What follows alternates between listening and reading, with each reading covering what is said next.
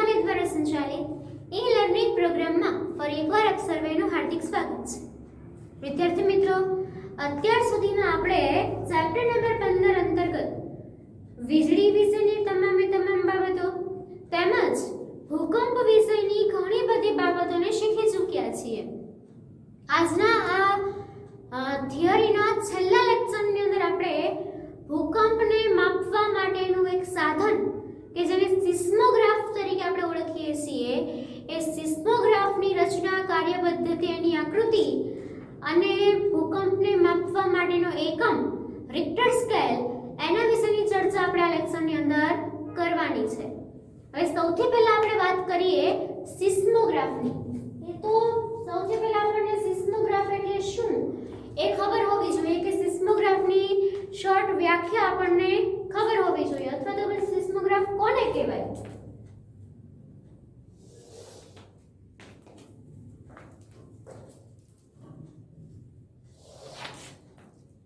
એના વિશે સૌથી પહેલા આપણે વાત કરીએ કે સિસ્મોગ્રાફ એટલે શું।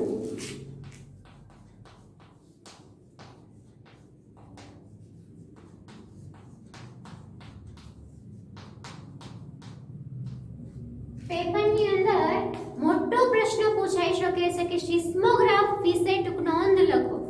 કે જ્યારે પણ તમને સિસ્મોગ્રાફ વિશે ટૂંક નોંધ પૂછાય ત્યારે સૌથી પહેલા તમારે લખવાની સિસ્મોગ્રાફની વ્યાખ્યા અથવા તો સિસ્મોગ્રાફનું ક્લેરિફિકેશન।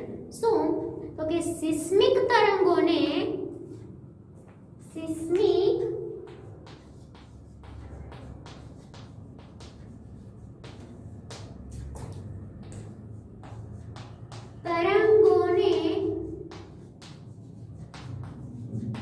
માપવા માટેના સાધનને,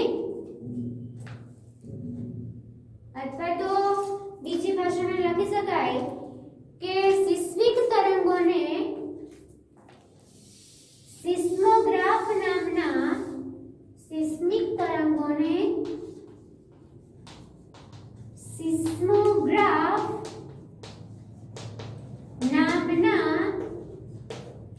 સાધન વડે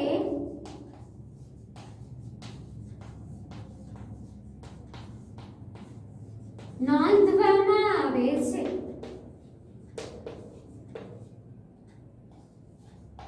એટલે સિસ્મિક તરંગોને નોંધવા માટે વપરાતું સાધન એને આપણે સિસ્મોગ્રાફના નામથી ઓળખીએ છીએ। હવે સિસ્મોગ્રાફની રચના અને કાર્યપદ્ધતિ જોઈએ એ પહેલા આપણે એની આકૃતિ દોર નાખીએ। એટલે આકૃતિ પરથી આપણને એની રચના અને કાર્યપદ્ધતિ સમજવી થોડી ઈઝી પડશે। એટલે કે શક્ય હોય તો તમે પણ મારી સાથે સાથે એની આકૃતિ દોરી શકો છો।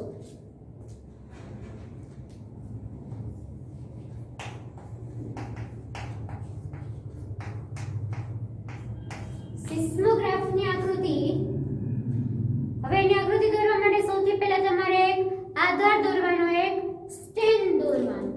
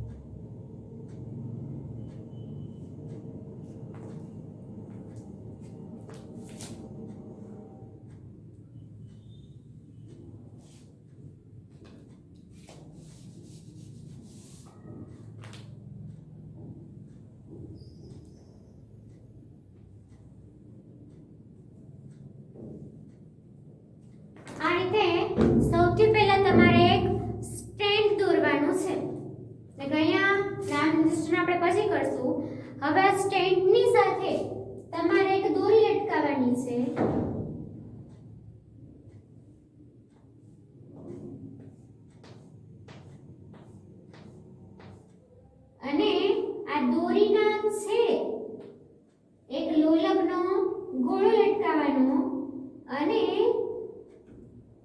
એ ગોળાની સાથે તમારે એક પેન લગાવવાની છે અને આ આખી રચના શેની ઉપર હશે તો એક ડ્રમની ઉપર. એટલે આ રીતે તમારે નીચે એક ડ્રમ દોરવાનો થશે.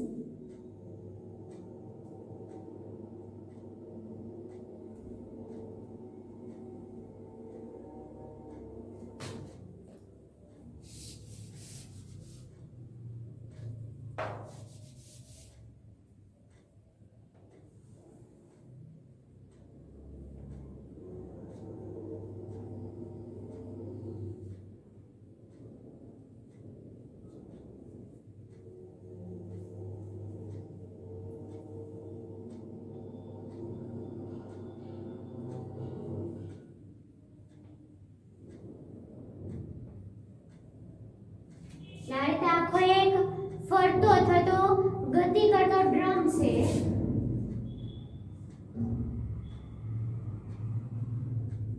એનું આ રીતનું એક સ્ટેન્ડ છે.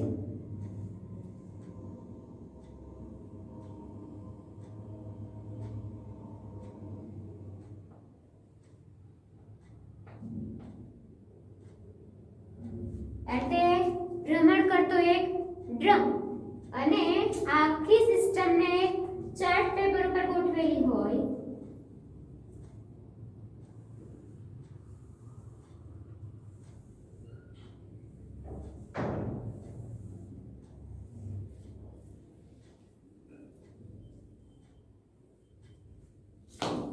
બરાબર છે. આખી આ રીતની એક આકૃતિ આપણે દોરી કાઢી.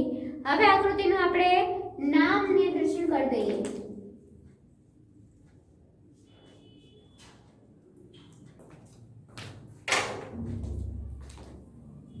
આ જે છે આપણો આધાર છે, આપણું સ્ટેન્ડ છે.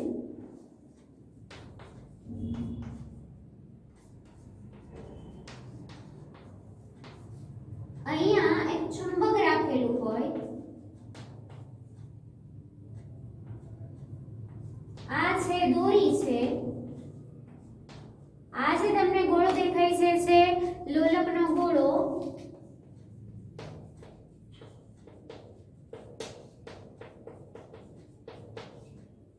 આ એક પેનના સાથે જોડેલી છે.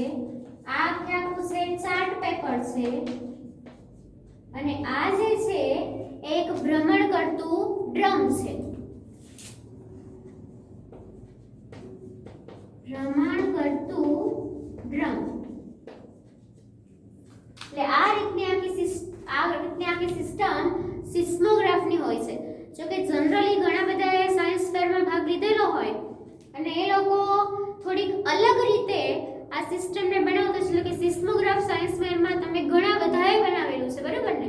પણ ઓરિજિનલ સિસ્મોગ્રાફ છે આ રીતનું હોય છે. હવે આપણે એની રચના અને કાર્ય પદ્ધતિને સમજતા જઈએ એટલે આપણને ખ્યાલ આવે કે આ સિસ્મોગ્રાફ છે એ કઈ રીતે કાર્ય કરતું હોય છે. એટલે કે આપણે લખીએ એની રચના અને કાર્ય પદ્ધતિ.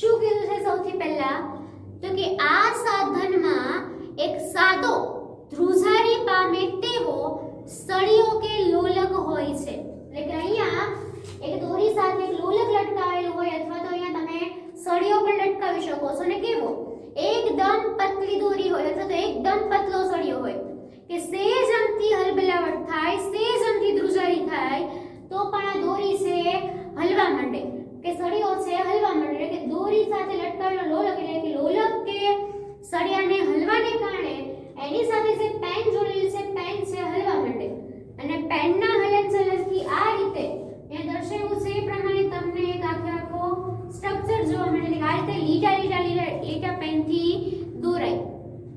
એટલે આ જે લીટાઓ છે એ લીટાઓ પરથી જ આ લીટાઓ એક તરંગ સૂચવે છે અને તરંગને આધારે જ આપણે ભૂકંપની તીવ્રતા છે માપી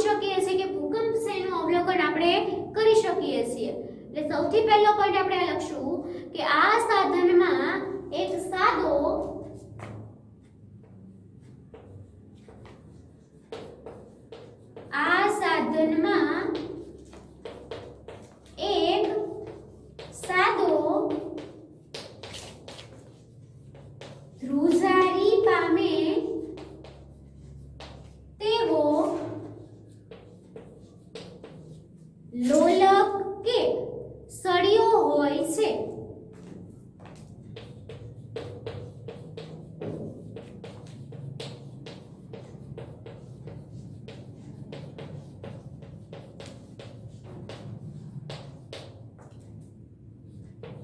એટલે કારણ કે લોલક કે સળિયો સૌથી પહેલા લેવામાં આવે. હવે શું કીધું છે કે જે આ લોલક કે સળિયો જે લીધેલું છે આંચકા આવે ત્યારે ધ્રુજારી પામે છે. એટલે કે જે આંચકા આવે ત્યારે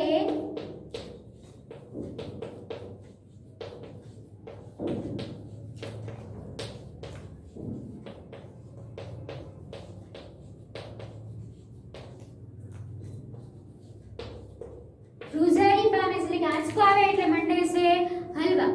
હવે શું કીધું છે કે આ ધ્રુજતી વ્યવસ્થાની સાથે પેન જોડેલી હોય છે. કે આ ધ્રુજતી વ્યવસ્થા છે એની સાથે આપણે શું જોડેલી છે? પેન. એટલે કે આ ધ્રુજતી વ્યવસ્થાની સાથે પેન જોડેલી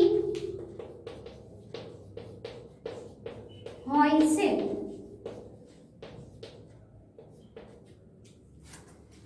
હવે શું થાય છે તો કે સિસ્મિક તરંગોને લીધે ધ્રુજતી પેન કાગળ પર તરંગો નોંધે છે. એટલે કે સિસ્મિક તરંગો જ્યારે આવશે કંપન થશે ત્યારે સિસ્મિક તરંગોને લીધે આ ધ્રુજતી પેન કાગળ પર તરંગો નોંધે છે. કાગળ પર આવું એક સ્ટ્રક્ચર ડ્રો કરે છે.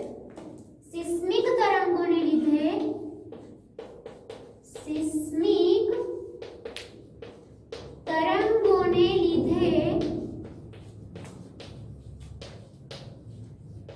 ધ્રુજતી પેન કાગળ પર તરંગો નોંધે છે.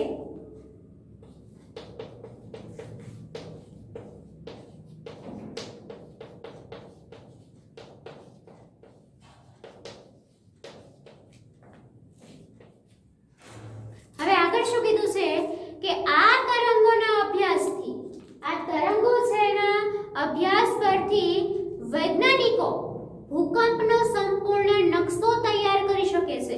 એટલે કે તરંગોના આધારે કહી શકે કે તરંગો જેટલા મોટા હોય એટલો ભૂકંપ છે વધારે હોય, તરંગ જેટલા ઓછા હોય એટલો ભૂકંપ ઓછો હોય. જનરલી આ આખું ચેપ્ટર આપણે તરંગ ગતિશાસ્ત્ર લગભગ આપણે ધ્વનિ પાઠ ભણશું એની અંદર તમને આ સમજશો કે તરંગ એટલે શું છે. એનો કંપ વિસ્તાર હોય ને કંપ વિસ્તાર પરથી આપણને ઘણી બધી માહિતી મળી શકે છે. એટલે શું કીધું છે કે આ તરંગોના અભ્યાસથી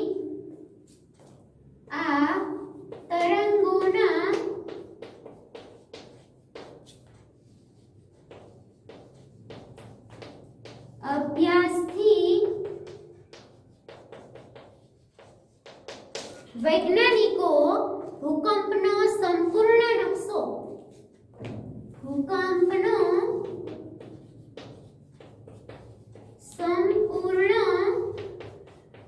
નકશો તૈયાર કરે છે. એટલે કે આખું આ ગ્રાફ પેપર રેડી થાય છે અને તેના વડે તેઓ વિનાશની તીવ્રતાનું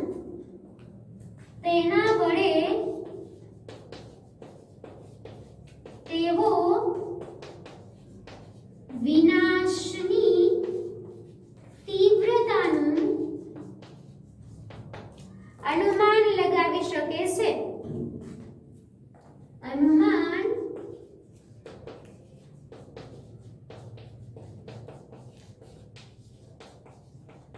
લગાવી શકે છે. એટલે કે આ રીતે આપણું સિસ્મોગ્રાફ છે કાર્યરત છે. હવે શું હોય છે કે અહીંયા એક સ્ટેન્ડ રાખેલું હોય અને સ્ટેન્ડ છે જમીન સાથે જોઈન્ટ કરેલું છે. એટલે કે સ્ટેન્ડની સાથે એક ચુંબક રાખેલું હોય. ચુંબક શા માટે રાખેલું હોય તો કે જનરલી આ ડ્રમને ફેરવવા માટે શું ભ્રમણ કરતું ડ્રમ. હવે ડ્રમની ઉપર આપણે એક કાગળનો ટુકડો ચોંટાડી દીધેલો હોય છે, કાગળની શીટ ચોંટાડી દીધેલી હોય છે. હવે આ ડ્રમને ફરતું રાખવા માટે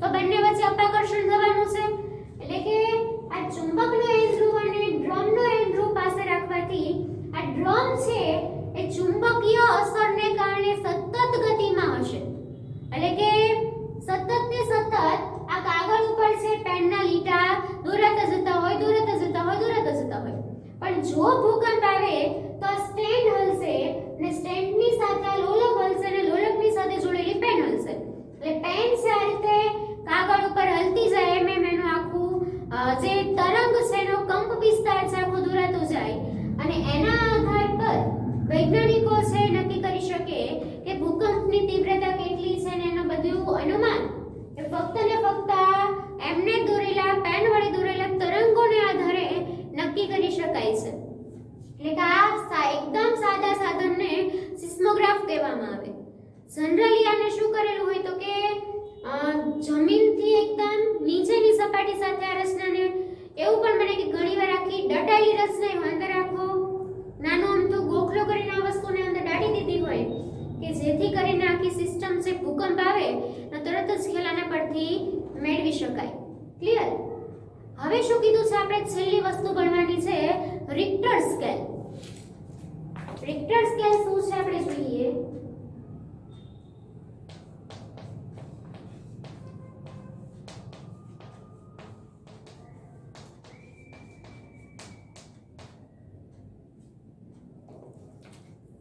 જનરલી આ જે આખું ડ્રો થાય છે સ્ટ્રક્ચર એના આધાર ઉપર રિક્ટર સ્કેલ છે કામ કરતી હોય છે, એટલે કે રિક્ટર સ્કેલની વ્યાખ્યા આપણે એવી આપી શકાય કે ભૂકંપની તીવ્રતાના મૂલ્યને માપક્રમ પર દેખાડતા એકમને, એટલે કે જનરલી આખો રિક્ટર સ્કેલ એકમ છે ને આખો વિચિત્ર પ્રકારનો જ એકમ છે. આપણા જે સાદા એકમો હોય છે લંબાઈના એકમો ને મીટર છે, કિલોમીટર છે, સેન્ટીમીટર છે, વજનના આપણા એકમો હોય કિલોગ્રામ, ગ્રામ, એટલે એવો સાદો એકમ આ રિક્ટર સ્કેલનો નથી, કેમ કે જનરલી લંબાઈ છે આપણે મેઝર ટેપ મૂકીને માપતા હોય, વજન છે આપણે વજન કાંટા ઉપર ઉભા રહીને કે ત્રાજવાની અંદર કરતા હોય, એટલે આપણા જે લંબાઈના એકમો છે, આપણા જે નાણાના એકમો છે, આપણા જે વજનના એકમો છે કે જે તમે અગાઉના ધોરણોની અંદર મેથ્સની અંદર ભણીને આવો છો કે મેથ્સની અંદર તમે જે એકમો ભણો છો એ બધા જ એકમો રૈખિક હોય છે. બધા એકમો કેવા હોય છે? રૈખિક. હવે રૈખિક એકમ એટલે શું તો કે સીધી રીતે એનો એકબીજા સાથે કનેક્શન હોઈ શકે. ધારો કે હું એમ કહું કે આ ચોક છે એની લંબાઈ ધારો કે 3 સેન્ટીમીટર છે, હું એમ કહું કે આ ચોકની લંબાઈ 3 સેન્ટીમીટર છે, તો એની કમ્પેરમાં આ ચોક એનાથી અડધો છે તો આ ચોકની લંબાઈ 1.5 સેન્ટીમીટર હશે, એટલે કે હું આ ચોકની કમ્પેરમાં આ ચોકની કમ્પેરિઝન કરી શકું છું કે આ 3 સેન્ટીમીટર અડધો છે તો આ 1.5 સેન્ટીમીટર હશે, એટલે કે આનું આ ડબલ થાય છે તો 1.5 નું ડબલ 3, એટલે કે 2 વડે એને ગુણો છો. એ જ રીતે આનાથી ડબલ લંબાઈનો ચોક કેટલાનો હશે તો તમે કહી શકો કે આનાથી ડબલ લંબાઈનો ચોક 6 સેન્ટીમીટરનો હશે. એટલે આપણે જ રીતે આ બધું છે ને આપણે 2 અને 4 આપેલા હોય તો 2 ગણું એમ કે 2 સેન્ટીમીટર ને 4 સેન્ટીમીટર તમને આપેલા હોય તો આપણે એવું કહી શકીએ કે આ 2 સેન્ટીમીટરના 2 ગણા એ 4 સેન્ટીમીટર થાય, એટલે કે ગણું છે કે ભાગનું છે આવા બધા શબ્દ આપણે લંબાઈમાં આપી શકીએ. એ જ રીતે એક 100 કિલો વાળી વ્યક્તિને ઊભી રાખો અને 50 કિલો વાળી વ્યક્તિને ઊભી રાખો, તમે કહી શકો કે આ 50 કિલોની વ્યક્તિ કરતા 100 કિલો વાળી વ્યક્તિનું વજન બમણું છે, 2 ગણું છે, તો આનાથી આનું વજન અડધું છે, એટલે કે અડધું, બમણું, 1.5 ગણું, આવું બધું તમે આ લંબાઈના એકમની અંદર માપનના એકમની અંદર તમે કહી શકો છો. એટલે કે આવા બધા એકમો છે એને રૈખિક એકમો કહેવાય. જ્યારે રિક્ટર સ્કેલ છે એ રૈખિક એકમ નથી. માની લો કે રિક્ટર સ્કેલનું માપ તમને 4 બતાવતું હોય અને બીજા એક રિક્ટર સ્કેલનું માપ તમને 8 બતાવતું હોય તો તમે એવું ન કહી શકો કે 4 ની તીવ્રતાનો ભૂકંપ છે એનાથી ડબલ અસર 8 ની તીવ્રતાના ભૂકંપમાં હશે. જનરલી 4 ની તીવ્રતાનો ભૂકંપ એટલે જે તે અસર થઈ હોય અને 8 ની તીવ્રતાનો ભૂકંપ એટલે જે તે અસર થઈ, એટલે કે તમે એવું ન કહી શકો કે 4 ની તીવ્રતા કરતા 8 ની તીવ્રતામાં અસર ડબલ થશે, 2 ગણી થશે, કેમ કે 4 ના 2 ગણી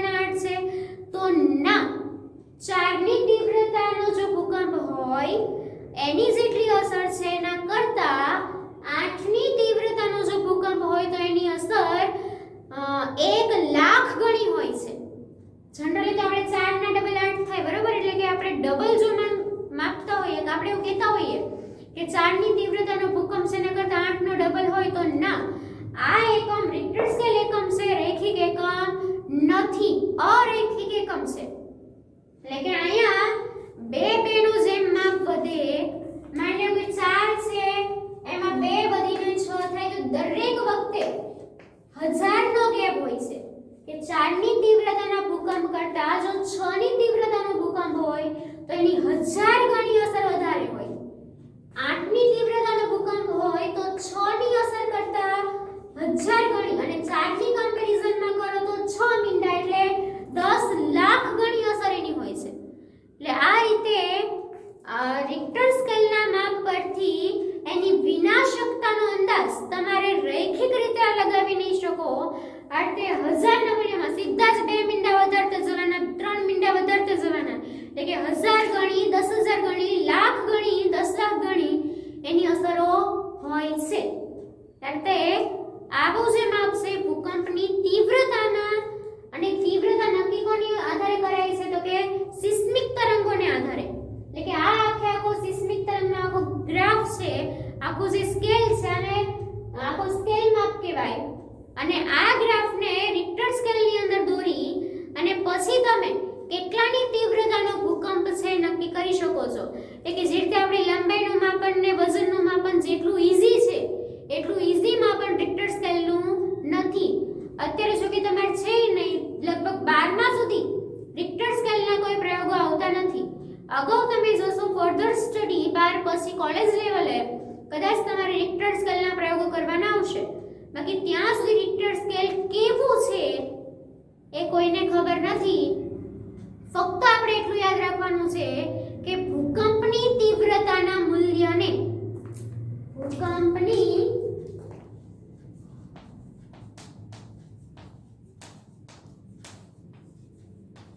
તીવ્રતાના મૂલ્યને માપક્રમ પર દેખાડતા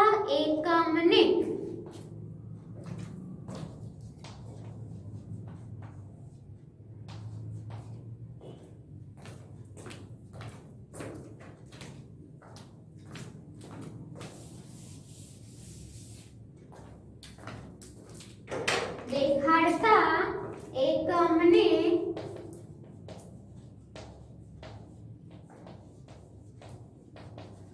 રિક્ટર સ્કેલ કહે છે. આ વસ્તુને ખાસ ધ્યાનમાં રાખવાની. ભૂકંપની તીવ્રતાનું માપન કરતું સાધન હોય તો સિસ્મોગ્રાફ, અને તીવ્રતાના મૂલ્યને માપક્રમ પર દેખાડતું સાધન હોય કે માપક્રમ પર દેખાડતો એકમ હોય તો એ છે રિક્ટર સ્કેલ. એટલે કે સાધન પૂછાય તો સિસ્મોગ્રાફ, અને માપક્રમ પૂછાય, ભૂકંપની તીવ્રતાનો એકમ પૂછાય તો એકમની અંદર નામ આવશે રિક્ટર સ્કેલનું. હવે એક વસ્તુ આપણે યાદ રાખવાની છે કે તે રૈખિક નથી. તે રૈખિક નથી. હવે રૈખિક નથી એનો મીનિંગ મેં તમને સમજાવ્યો કે 4 નો ડબલ 8 એવું આની અંદર હોતું નથી. એના કરતા 1000 ગણી, લાખ ગણી અસરોની હોય છે. એટલે કે ખરા ખોટામાં પૂછાઈ શકે કે શું 4 ની તીવ્રતાનો ભૂકંપ એ 8 ની તીવ્રતાના ભૂકંપ કરતા અડધી અસરવાળો હોય છે? તો એ વિધાન ખોટું, કેમ કે અડધું, બમણું, દોઢ ગણું એવું રૈખિક માપક્રમ રિક્ટર સ્કેલમાં આવશે નહીં. હા, 1000, 10000 એવી મીંડાવાળી સંખ્યામાં તમને આપેલું હોય, મોટું માપક્રમ આપેલું હોય તો તમારું વિધાન સાચું પડશે. તો એવું પૂછાય કે રિક્ટર સ્કેલ એ રૈખિક માપક્રમ છે? તો કે ના, રિક્ટર સ્કેલ છે રૈખિક માપક્રમ નથી, તે અરૈખિક માપક્રમ છે. એના પછી આપણે એક વસ્તુ લખી શકીએ કે વિનાશક હોય તેવા ભૂકંપની રિક્ટર સ્કેલ પર તીવ્રતા, વિનાશક હોય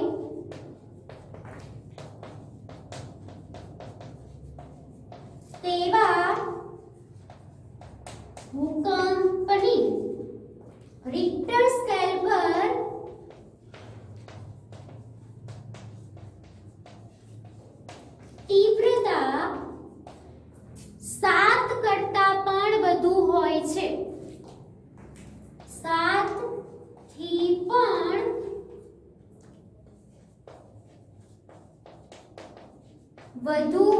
છે, એટલે કે 7ની તીવ્રતાનો ભૂકંપ. હવે જનરલી જ્યારે ભૂકંપ આવે ત્યારે ન્યૂઝપેપરમાં સમાચારમાં તમને કેટલાની તીવ્રતાનો ભૂકંપ છે દેખાડશે, એટલે કે રિક્ટર સ્કેલનું માપ તમને દેખાડશે.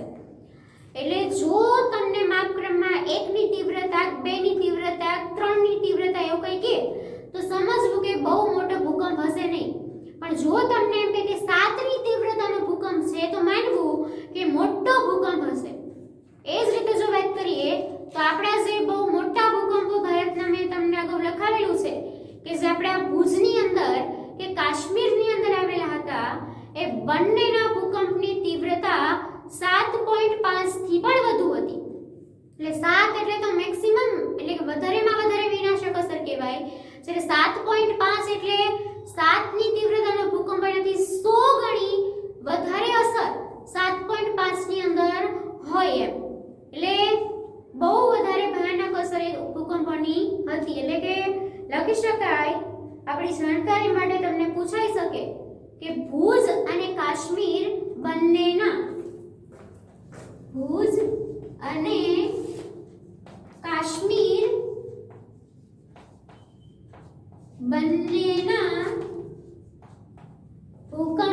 તીવ્રતા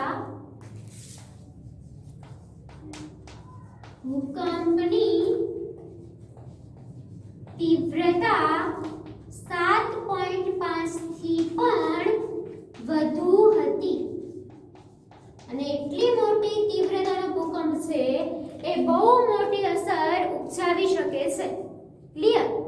તો અહીંયા સિસ્મોગ્રાફ એટલે શું અને રિક્ટર સ્કેલ એટલે શું એ તમામ માહિતી આપણે ભણી ચૂક્યા છીએ. અને આની સાથે જ પાઠની અંદર આપણને જેટલી થિયરીઓ આપેલી છે, જે વસ્તુ આપેલી છે એ તમામ વસ્તુને ફર્સ્ટ લાઈન થી લઈને લાસ્ટ લાઈન સુધી ટોટલી આપણે શીખી ચૂક્યા છીએ. ક્લિયર? હવે આપણે જ્યારે નેક્સ્ટ લેક્ચરની અંદર મળશું ત્યારે સ્વાધ્યાયના પ્રશ્નોનું સોલ્યુશન આપણે કરવાનું છે. અને લગભગ જ સ્વાધ્યાયના દરેકે દરેક પ્રશ્નો એવા છે કે અત્યારે પણ તમે એને લખી શકો. એટલે અગાઉથી થોડીક પ્રેક્ટિસ કરીને રાખજો. દર વખતે કરીએ છીએ એમ પહેલા આ તૈયાર કરી નાખજો, અને ટાઈમ મળે તો પછી તમારે સ્વાધ્યાયના પ્રશ્નોને એકવાર જોઈ લેવા. કેટલુંક તમને મોઢે આવડે છે એટલું મોઢે રફની અંદર લખવું, બાકી હું તો સોલ્યુશન કરાવવાની છું જ. તો ચલો ત્યારે નેક્સ્ટ લેક્ચરમાં આપણે સ્વાધ્યાયના ક્વેશ્ચનનું સોલ્યુશન કરીએ. ત્યાં સુધી નમસ્કાર.